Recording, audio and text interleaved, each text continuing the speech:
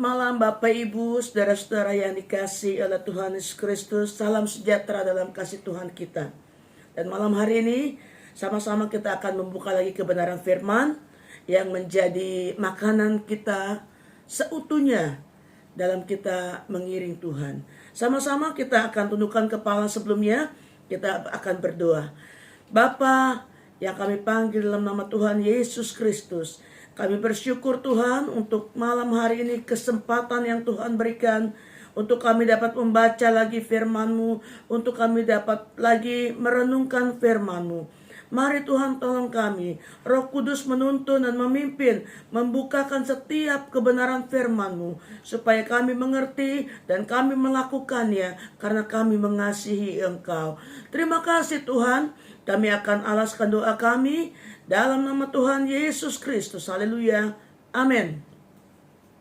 Bapak, Ibu, saudara-saudara yang saya kasih dalam nama Tuhan Yesus Kristus, setiap kebenaran firman Tuhan itu menjadi janji yang murni buat kita semua.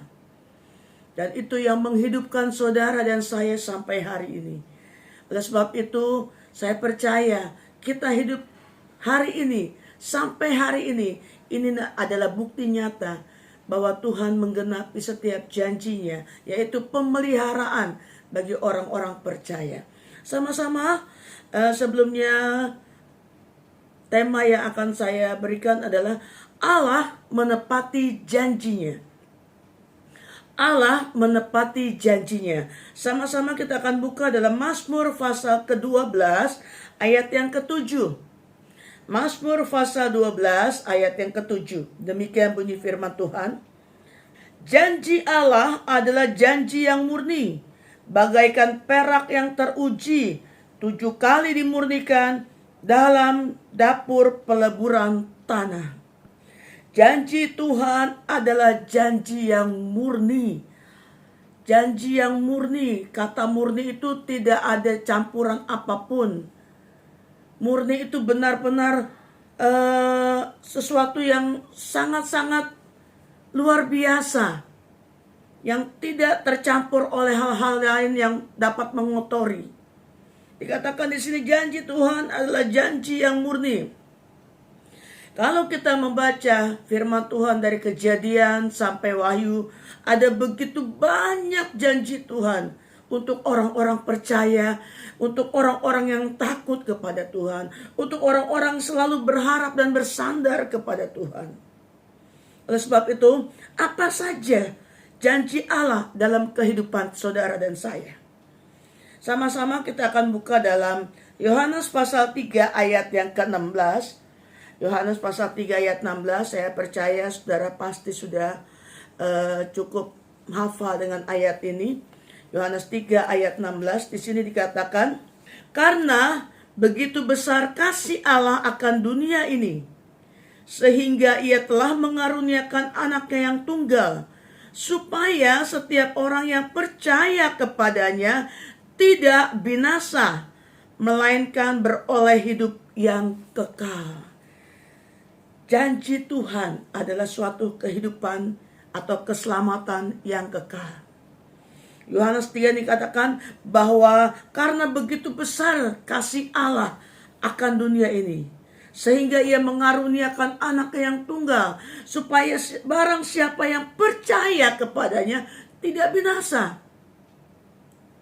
Satu janji keselamatan yang hakiki yang akan kita terima kalau kita ada di dalam Tuhan, kalau kita percaya bahwa janji keselamatan yang Allah sudah nyatakan di kayu salib buat saudara dan saya itu akan terbukti. Karena kasihnya yang besar, karena anugerahnya yang besar. Hal yang paling penting dari semua yang kita dapat terima adalah keselamatan. Apa yang ada pada kita, apa yang kita miliki, segala sesuatunya itu tidak dapat ditukar dengan keselamatan yang kita terima. Atau separah apapun keadaan kita, kekurangan, sakit penyakit, masalah, ujian, tantangan apapun nggak bisa ditukar dengan keselamatan yang kita terima. Satu anugerah yang luar biasa yang Allah berikan. Satu janji Tuhan yang sungguh besar. Maka dikatakan tadi, karena begitu besar kasih Allah. Dan janji ini menjadi bagian kita semua orang percaya. Kita boleh bersama-sama menikmati keselamatan yang kekal. Kita tahu kehidupan kita tidak hanya ada dalam dunia ini. Selesai di dunia, kita mempunyai satu kehidupan kekal. Dan saya percaya saudara dan saya merindukan kehidupan kekal itu di sorga bersama Bapa kita. Seringkali semua yang tidak menjadi hambatan bagi kita untuk menerima kepastian keselamatan yang kekal. Semua hal-hal yang duniawi itu tidak bisa menjamin kita untuk terima keselamatan yang kekal. Segala yang kita perlukan dalam dunia hanya dibutuhkan selama kita ada dalam dunia. Tetapi satu saat kita akan tinggalkan semuanya ini. Dan kita masuk dalam keselamatan yang kekal bersama Bapa di surga. Hidup orang percaya adalah hidup karena bersyukur. Hidup orang percaya adalah hidup karena keselamatan yang Tuhan berikan sehingga kita dapat bersyukur. Mazmur 18 ayat yang ke-30. Kita mundur sedikit. Mazmur 18 ayat yang ke-30. Di sini dikatakan, karena dengan Engkau aku berani menghadapi gerombolan, dan dengan Allahku aku berani melompat tembok. Ayat 31. Adapun Allah jalannya sempurna, janji Tuhan adalah murni. Dia menjadi perisai bagi semua orang yang berlindung kepadanya. Ayat 30 katakan, karena Engkau aku berani menghadapi gerombolan. Dengan kata lain, karena Tuhan, karena Dia, kita berani menghadapi segala sesuatu yang ada dalam dunia ini, yang bersifat hal-hal yang mungkin menakutkan secara manusia.